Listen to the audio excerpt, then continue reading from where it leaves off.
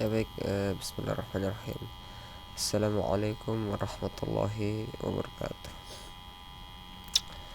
Innal hamdalillah nahmaduhu wa nasta'inuhu wa nastaghfiruhu wa na'udzu billahi min syururi anfusina wa min sayyiati a'malina. May yahdihillahu fala mudilla lahu wa may yudlil fala hadiya lahu. Asyhadu an la ilaha illallah wahdahu la syarika lahu wa asyhadu anna Muhammadan abduhu wa rasuluh la nabiyya wa la rasulah ba'da amma ba'd.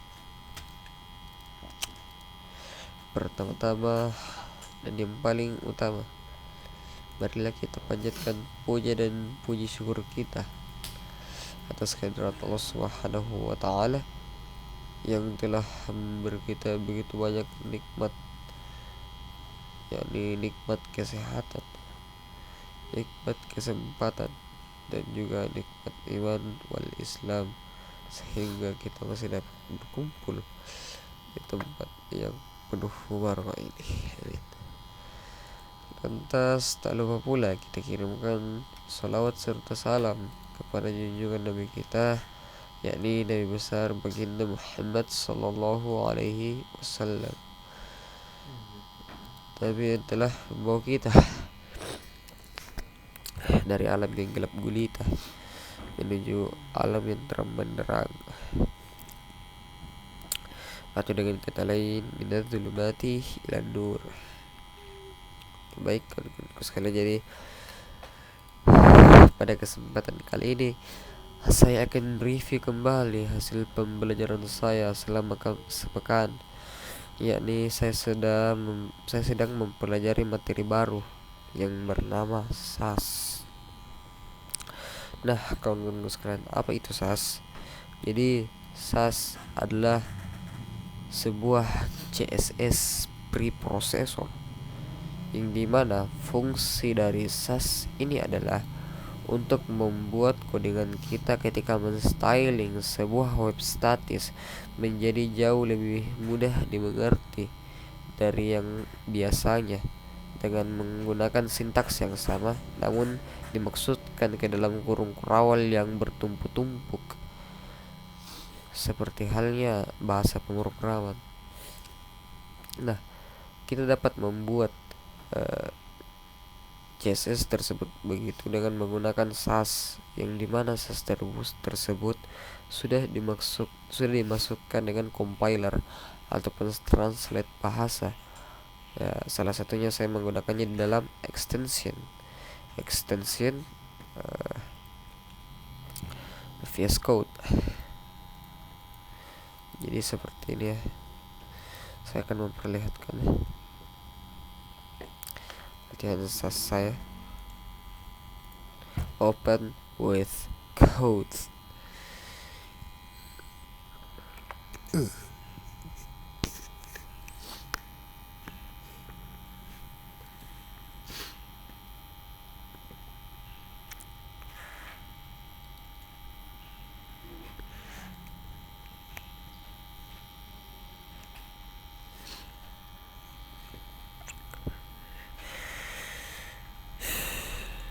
Yep, di sini kawan-kawan. Jadi SAS ini bertujuan digunakan untuk memudahkan kita, seperti yang saya bilang tadi, untuk membuat sebuah web statis ketika menstyle dengan lebih menyederhanakan elemen tersebut.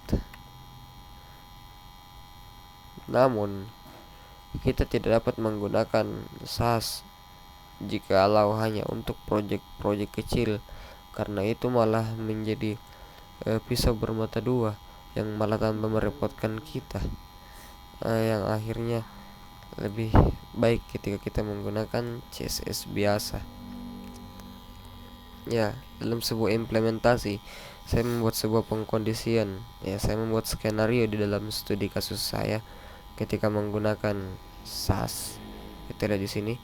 Jadi kita dapat membuat sebuah file SAS dengan menggunakan format SCSS.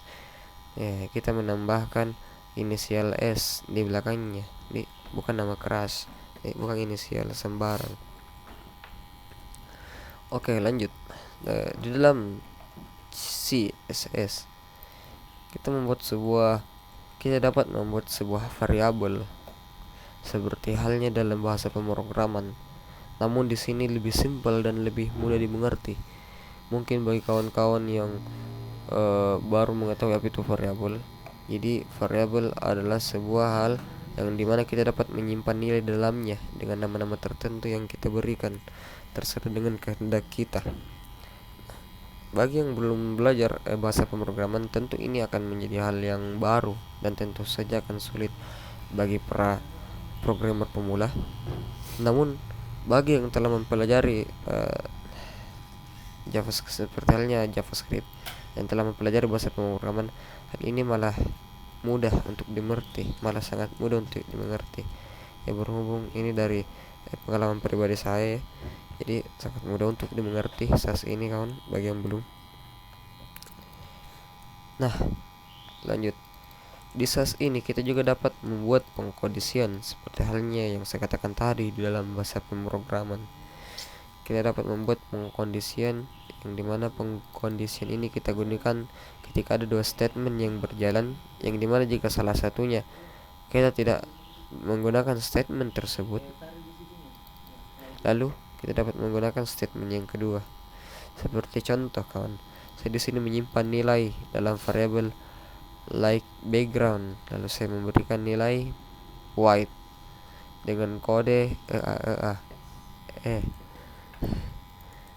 lalu saya membuat juga dark background dengan menggunakan kode 999.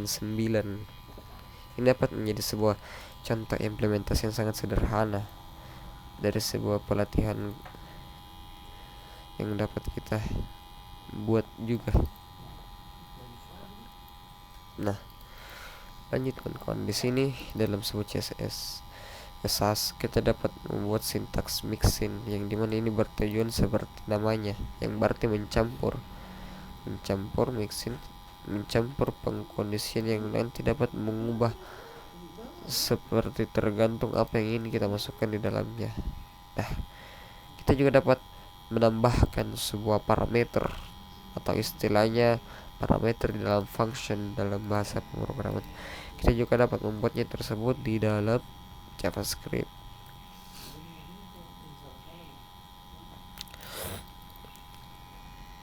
Iya. Lalu lanjut. Jadi buat teman-teman yang belum belajar SAS, sebenarnya tidak apa-apa juga jika kita tidak ingin mempelajarinya, karena berhubung SAS ini tidak disarankan, tidak direkomendasikan di dalam roadmap seorang front end. Jadi yang mau mempelajari silakan untuk menambah ilmu pengetahuan, namun bagi kalian yang tidak, silakan lanjut ke Tailwind, ke CSS framework, langsung ke Tailwind. Ya, sejauh ini mungkin cukup sekian apa yang dapat saya sampaikan. Ya, kurang dan lebihnya mohon dimaafkan. Saya akhiri review pagi ini dengan ucapan akhirul kalam, wallahu muwaffiq. Wassalamualaikum warahmatullahi wabarakatuh.